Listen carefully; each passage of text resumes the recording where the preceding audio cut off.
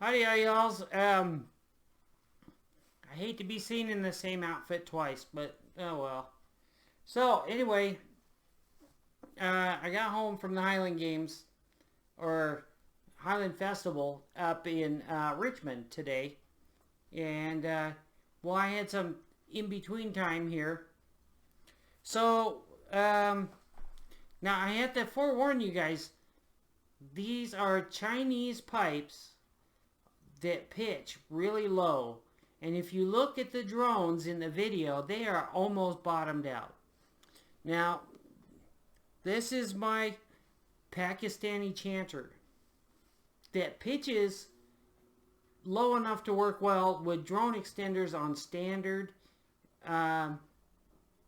balanced tone drone reeds. Okay?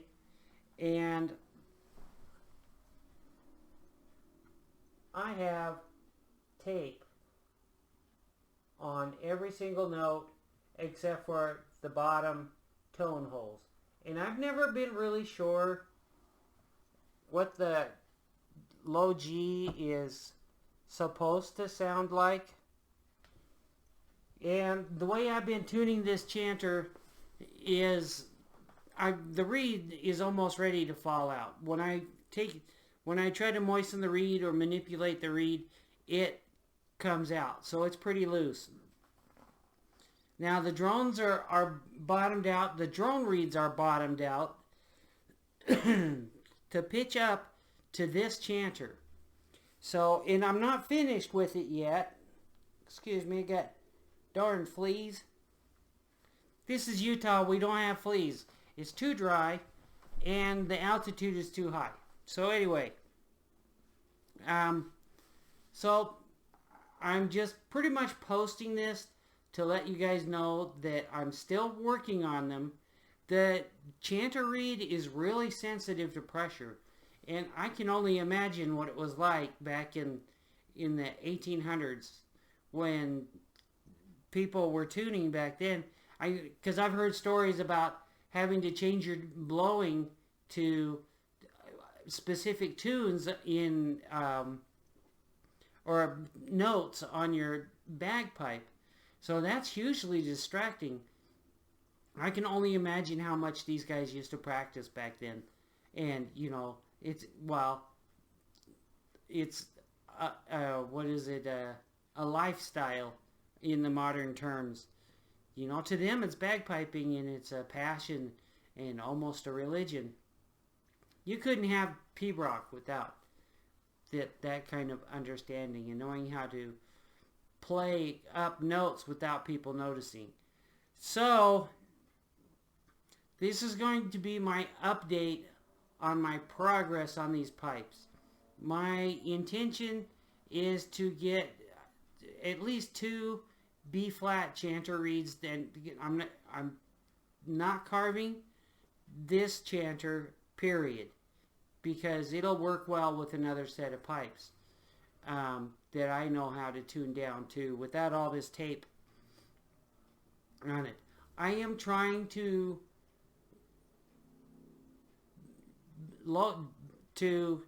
lower this chanter to the highest pitch that these Chinese pipes will go to.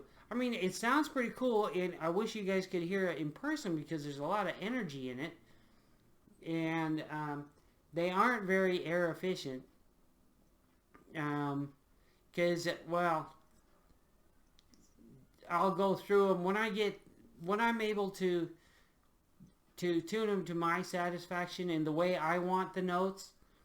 I'm close, but I'm only like 70% there. And maybe even less than that, 60%, to where I would take these pipes out and play them in public. Because they're not entirely stable, and the chanter reed is not entirely stable, and this chanter is almost impossible to tune one-handed. You have to tune every single note with both hands. It's really tedious, and I'm just doing this for, well, it is work, and a lot of people would be like, oh, it's not worth it. They're not worth it. Yes, it is. It's worth it because it lets other people who might want to take on the challenge, it lets them see how much work it really is to get these pipes into running order. But these are Chinese pipes, so they aren't Pakistani pipes. And, well, this is a Pakistani chanter, but this is a high quality chanter by by my standards. If I tuned this up for B flat, this thing would play like crazy. And with a B flat chanter reed in it, I think this thing would be awesome. This is not a permanent marriage. So with this chanter, I don't know what I'm going to do with it yet, because I have another project in mind, but we'll see how that works out. Everybody's doing a lot of B-flat drone reeds and chanter reeds nowadays. So anyway, the video that you're going to see is it's the first time I've been able to get the notes close. Now, the other thing is I'm learning to record with this. And the recording I did this on was with a snowball mic. This one. On the floor behind a table.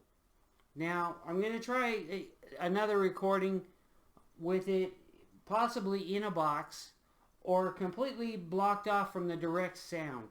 Because there's some notes on this chanter that are, when I listen to it, okay, for the perfectionist in you, I know it's going to be hugely annoying. Okay, just so you know in advance, it's not tuned perfectly. And it's not supposed to be at this stage. I'm not going to do any carving. I'm going to get some B-flat chanter reeds, which should be able to help me raise the drone reeds or the drones on this set of pipes. Because, man, can you imagine how much, if you had a chanter reed made for these pipes and a chanter that would work with these pipes in their traditional settings, they would be pitched so low, it would be crazy. But if all the notes were right on, a bagpipe tuned with itself, I mean, it's way below 440. I would think that it would come out. But it would be a unique set of pipes. I have another set of pipes that are definitely going to end up being wall hangers. But I'm not going to work on those yet. I took my nails out and played those today. And you know what? They're so awesome. I haven't played them for almost a year. And the reed is a little bit soft. Because I want to be able to play as comfortably as those rock star bagpipers are playing. And I don't know how they're doing it. And that's where I need an instructor or somebody who does that regularly. It'd be cool to learn how they do that, because I started out with Pakistani chanter reeds on a Pakistani pipe, and I didn't know anything about manipulating chanter reeds. I just kept literally exercising and exercising and exercising by blowing and developing all the muscles, the deep muscles in my back. And oh my gosh, I would play for 15 or 20 minutes and my back was totally worn out from squeezing the exercise. And it was the deep muscles, not the big lats and everything like that. And the arms weren't a problem. It was just, well, I didn't know. So I gained a lot of strength on it.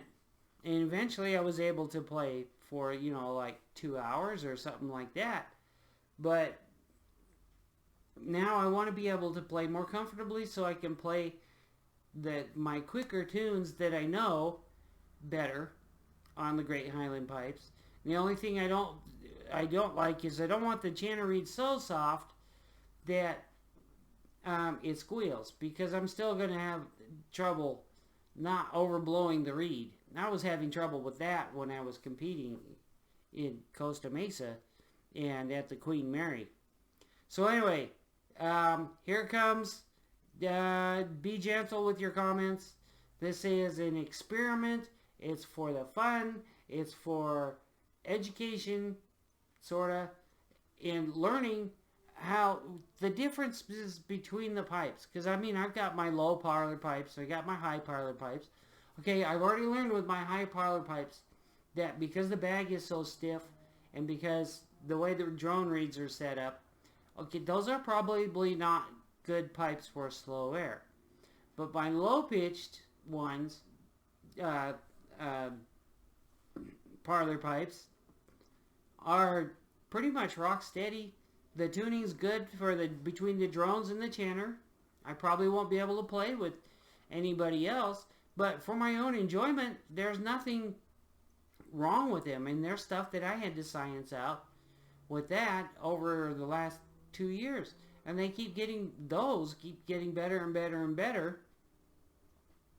And when I get brave, because if I play my regular pipes, because I have 3 sets of regular, normal, traditional pipes that I kind of used to try to rotate around, but because I was working so much,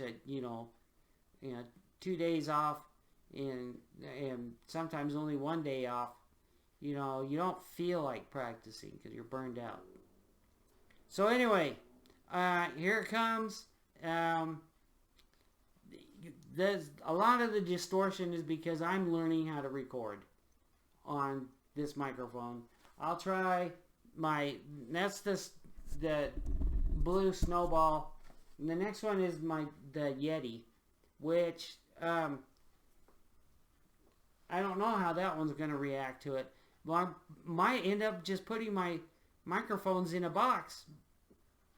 So, and you know what? It's weird, really weird. The really cheap microphones that I used to use when I first started, I would put tape over the microphone, and I was almost able to do okay with just tape over a cheapy $3 microphone that I would pick up at, well, whatever it was. Probably back then it was Radio Shack still around?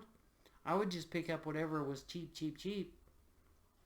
and tape them up. All of my early videos from the 2000s to all the way up, even some past 2012, were on cheap microphones. As a matter of fact, my cell phone records bagpipes better than these microphones. Well, they aren't, probably not what they're designed for. But I don't have $1,500 to blow on a microphone. This is not my profession. I mean, it'd be cool if it was and I was completely proficient and able to do all kinds of stuff. But, chasing gigs that's a profession, and that's actually hard work. And, sometimes things don't go right and you get blamed for it just because you're literally a servant. You're a hired servant, a minstrel.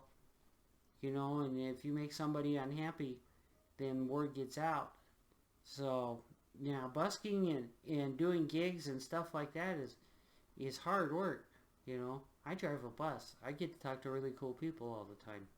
Now, so I admire the people that go out and do gigs and stuff like that, So,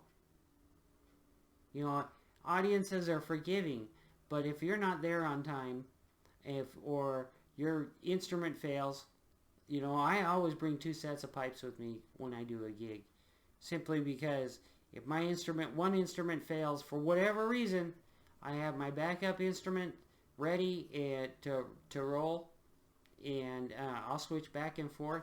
Now, there's not one that's a primary instrument. It's because you have to keep them both healthy. I have my Robertsons, but I don't like taking those out except for when I'm playing just for myself. I might post a video of those, but there's plenty of other guys that have Robertson pipes, and they're better pipers than me. So, I'm not trying to show off skill. I'm trying to show off my determination to make these dag-nabbed pipes work like they're supposed to. Okay, so I've held you guys over long enough. Thanks for watching. Be kind with your comments. These are experimental. They're pitched really low. I think they sound cool. My cats, as soon as I play this video when I'm done editing it, they'll be up trying to protect me from the five-legged monster. Five-legged? 1, 2, 3, 4, 5. Blowpipe. So, you know, take it for what it is. And there it is. Thanks for watching. And to my new subscribers, thanks for subscribing. And I'm learning stuff almost too late to carry on with consistent posting. But I'll do the best I can. I will not quit working with those Chinese pipes. Because I think once they settle in and I get a reed that's stable and not so sensitive to pressure and stuff like that. And I have my own theory with the low-pitched pipes on this. There it is. And see you in a bit. But I won't be talking on the back half. So I'll say hasta la vista for now. Bye.